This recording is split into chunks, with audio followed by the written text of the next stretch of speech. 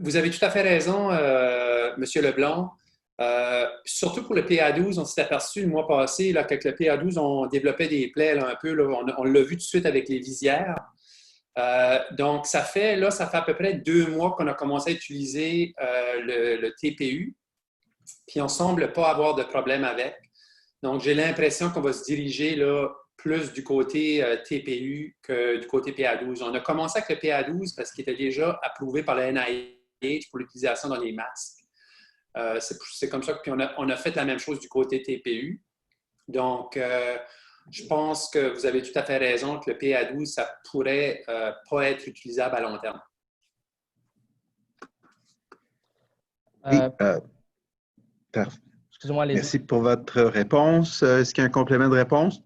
Ben, en fait, je voulais juste mentionner que nous, évidemment, on n'a pas déployé ces masques-là. C'est encore dans la phase prototypaire, mais que de façon générale, 3M commence à sortir des études et des documents sur des pansements qui pourraient être utilisés sous les masques N95 et potentiellement les masques d'impression 3D. On parle du cavillon en spray, on parle du Tegaderm. Donc, c'est sûr que ça pourrait aider au niveau de l'irritation cutanée. Mais là encore, on vient pallier au problème, non pas à la source, mais d'une façon secondaire. C'est sûr que les employés qui portent des N95 sont invités, après leur corps de travail, à s'appliquer de la crème hydratante, des trucs comme ça. Mais c'est sûr que au point où on en est, le confort sera un point abordé, mais nous, au point où on en est, c'est vraiment un proof of concept. Donc, c'est vraiment de tester l'étanchéité, ensuite le pouvoir de filtration, puis ensuite, ce sera de raffiner au niveau confort et irritation.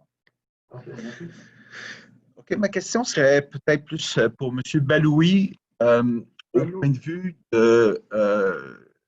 il y a un commentaire qui est venu au niveau, donc, peut-être la présence de résidus de peroxyde d'hydrogène qui aurait peut-être un pouvoir irritant pour certaines personnes qui réutilisent des masques N95 qui ont été traités. Est-ce que vous avez eu connaissance de ces commentaires-là? Bonjour, rebonjour. Nous, on n'a pas l'expertise pour regarder ce volet-là. C'est plus l'aspect filtration des matériaux qu'on a regardé. Mais avec l'hôpital Laval, ça a été reporté des commentaires par rapport à ceci. Ils ont possiblement eu des problèmes d'allergie ou quelque chose de ce genre, mais je n'ai pas l'information précise. Donc, ça sort un peu de notre expertise. Maintenant, je voulais juste revenir par rapport au masque 3D, ou l'adaptateur 3D. Le problème actuellement qu'on a, c'est le matériau de filtration et la disponibilité de ce matériau dans le marché se fait rare. Donc, on a beau peut-être regarder les masques 3D, autres, c'est toujours ça aide, parce qu'on peut utiliser les matériaux qu'on a disponibles, mais le problème reste en entier. Si on n'a pas des entreprises qui fabriquent ces matériaux-là, ben on est toujours dans cette problématique-là. C'est juste, je souligne, ça peut aider, mais je pense qu'il faut aller plus loin que ça.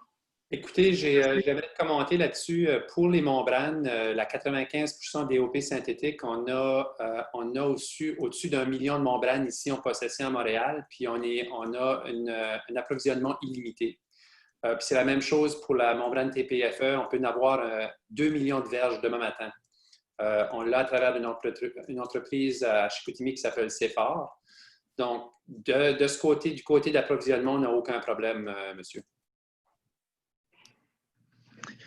Oui. Non, si vous permettez, Caroline Poirot à l'appareil, je pourrais prendre le relais sur la question que vous avez posée à Ali concernant les irritations, parce qu'en fait, c'est plus le groupe du SARDEM qui a traité cette question que Ali Baloul. Parfait. Donc, effectivement, un certain nombre d'irritations ont été rapportées. C'est des considérations qu'on prend très, très au sérieux dans la mise en place de la désinfection des masques via la vapeur de peroxyde d'hydrogène.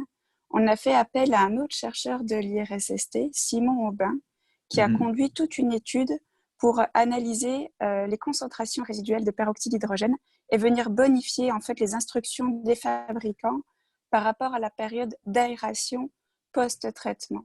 Donc, tout ce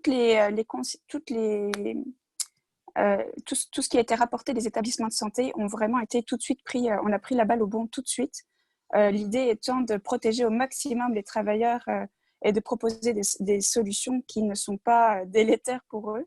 Donc, on a une première très belle présentation de Simon hier et on est sur le point de publier, suite à ses commentaires, une mise à jour, en fait, une addition aux instructions des fabricants qui permettent de s'assurer d'une complète